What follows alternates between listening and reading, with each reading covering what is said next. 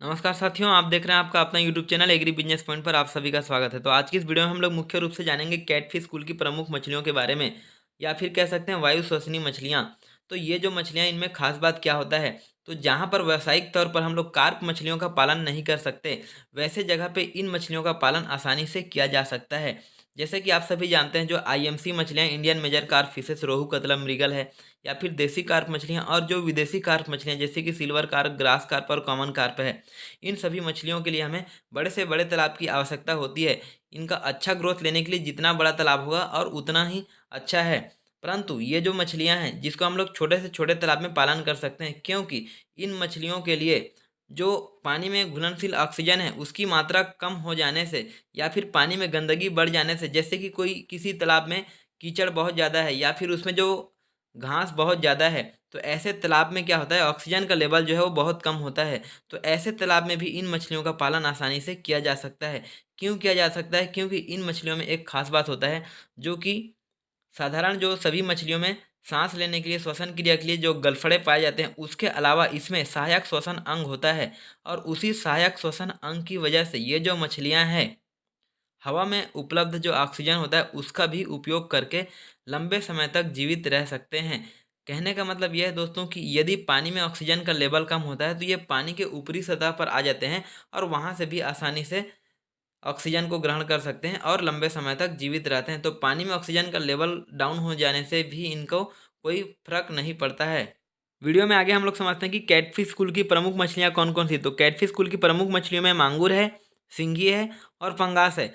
तो इसमें से कैटफिश कुल की मछलियाँ क्या होती, कैटफिश कुल में उन मछलियों को रखा गया है जिनमें गंध और स्वाद के प्रति असाधारण क्षमता होती है। इनमें बाकी मछलियों के जैसे साधारण क्षमता नहीं होती, बल्कि इनमें असाधारण क्षमता होती है किसी भी चीज़ को सूंघने की। इन मछलियों में जो टेंटेकल्स पाया जाता है, या फिर स्पर्शक, या फिर मूंछ कह सकते हैं, तो उसकी सहायता से इन लोग सूंघ सकते हैं किसी भी चीज़ को, या फिर अपने भोजन को आसानी से पहचान सकते हैं।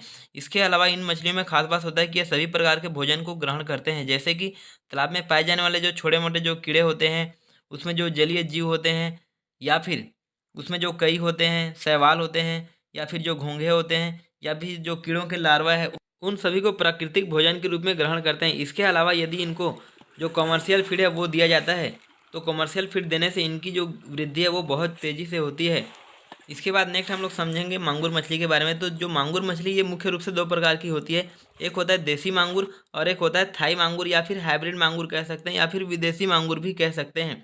तो इन दोनों में खास बात क्या है, तो जो देसी मांगुर है वो साधारण तौर पर इसका पालन किया जा सकता है, परंतु ये जो थाई मांगुर होता है या फिर जो हाइब्रिड मांगुर है, इसका पालन नहीं किया जा सकता है। सन 2000 के पहले इसका पालन किया जाता था, परंतु भारत में सबसे पहले 1998 में इस पर केरल पर बैन लगा दिया गया, और उसके बाद इसमें सन 2000 में पूरे भारत पर इस पर बैन लग गया। क्योंकि थाई मांगुर सभी प्रकार के मांस को खाती है, चाहे वो कोई भी जानवर हो, मुर्गी का मांस हो, चाहे सांप का ही मांस क्यों ना हो, या फिर इंसान का बच्चा उसमें गिर गया, या फिर किसी प्रकार का अगर उसको मांस मिल गया, तो उन सभी को खा जाती है। और इसके वजह से ये बहुत तेज़ी से बढ़ने लगती है, और जैसे जैसे इनका आकार बढ़ता है साइज में, वैसे ही इनका जो भोजन करने की क्षमता है वो बढ़ जाती है, और ज़्यादा मात्रा में सभी प्रकार के जलीय जीवों को ग्रहण करते हैं और उनका नाश कर देते हैं। इसके वजह से इस पर बैन लगा दिया गया है। तो भारत में सबसे पहले 1998 में इसमें केरल में बैन लग गया, और उसके बाद 2000 में पूरे भारत पर इस पर बैन लग चुका है। इसके अलावा विशेषज्ञों का कहना है कि थाई मांगुर के मांस के सेवन से कैंसर,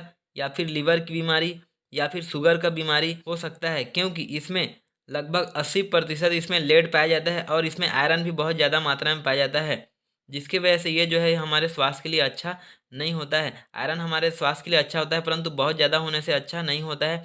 और इसमें जो लेड पाया जाता है, सीसा, ठीक है, तो ये जो सीसा होता है वही हमारे स्वास्थ्य के लिए सबसे ज़्यादा हानिकारक होता है। फिर भी बहुत से लोग इसका पालन करते हैं लालच में पड़ करके, क्योंकि इसका वजन जो है मांस खिलाने से 2.5 से 3 किलो तक 4 से 5 महीने में ही हो जाता है। परंतु इसके अलावा हम लोग देसी मांगुर का पालन कर सकते हैं, जिसका वजन साधारण तौर पर एक वर्ष में 1 किलो से 2 किलो तक बढ़ता है। तो इसके पालन पर किसी प्रकार का बैन नहीं लगा हुआ है। नेक्स्ट हम लोग समझते हैं सिंघी के बारे में। तो सिंघी जो है वो मांगुर के जैसे ही दिखने वाली मछली है, परंतु दोनों में अंतर क्या होता है कि जो सिंघी मछली है उसका वजन जो है, मार्केटेबल साइज उसका 250 से 300 ग्राम तक होता है, ज़्यादा से ज़्यादा 400 ग्राम तक, उससे ज़्यादा ये मछलियाँ नहीं बढ़ती है। तो सिंघी मछली में खास बात क्या होता है कि इस मछली में बहुत सारे खनिज पदार्थ पाए जाते हैं, जैसे कि इसमें फास्फोरस, कैल्शियम, मैग्नीशियम, पोटेशियम, लोहा, सल्फर, तांबा, जस्ता, मैग्नीज, क्लोरीन, ये सब खनिज तत्व जो है वो भरपूर मात्रा में इसमें उपलब्ध होता है, जिसके कारण यह मछली बहुत ही स्वादिष्ट और पौष्टिक मानी जाती है। इसके अलावा इसमें बहुत से विटामिन पाए जाते हैं, जैसे कि इसमें राइबोफ्लोविन, पेंटोथेनिक एसिड, बायोटिन, जो विटामिन बी कॉम्प्लेक्स होता है वो इसमें पाया जाता है। इसके अलावा इसमें विटामिन ए भी पाया जाता है, विटामिन डी, विटामिन के, ये सभी पर्याप्त मात्रा में पाए जाते हैं, जिसके वजह से इसको रोगी व्यक्तियों को इसके सेवन का भी सलाह दिया जाता है। इसके अलावा इसमें कैल्शियम और फास्फोरस भी पर्याप्त मात्रा में पाया जाता है, और इसी वजह से इस मछली का जो रेट है वो मार्केट में बहुत ज़्यादा होता है अन्य मछलियों की तुलना में। इसके बाद नेक्स्ट हम लोग समझते हैं कि मांगुर मछली और सिंघी मछली को पहचानेंगे कैसे। दोनों दिखने में लगभग एक जैसे होते हैं, परंतु इसमें अंतर होता है रंग का। जो मांगुर मछली होता है उसका रंग जो है थोड़ा सा डार्क होता है, काला जैसा होता है, परंतु जो सिंघी मछली होता है उसका कलर जो है थोड़ा सा पिंक टाइप का रेडिश कलर होता है, या फिर कह सकते हैं कि इसका रंग जो है वो भूरे रंग का होता है। इसके अलावा जो मांगुर मछली होता है उसके पीठ का जो पंख होता है वो पूरे शरीर के लंबाई पर होता है, परंतु सिंघी मछली में जो पीठ का पंख होता है वो छोटा सा ही होता है। तो इस तरीके से आप मांगुर मछली और सिंघी मछली में अंतर पहचान सकते हैं। इसके बाद कैटफिश कुल की जो अगली मछली है वो है फंगास। तो फंगासियस मछली के बारे में आप सभी बहुत अच्छे से जानते हैं, इसके लिए वीडियो मैंने पहले से ही बना रखा है। जो साथी नहीं देखे हैं वो हमारे चैनल पर जा कर के देख सकते हैं, या फिर उसका लिंक मैं डिस्क्रिप्शन बॉक्स पर डाल दूंगा, या फिर प्ले लिस्ट से जा कर के देख सकते हैं, या फिर मैं वीडियो के एंड पर एंड स्क्रीन पर डाल दूंगा, तो वहाँ से भी आप देख सकते हैं।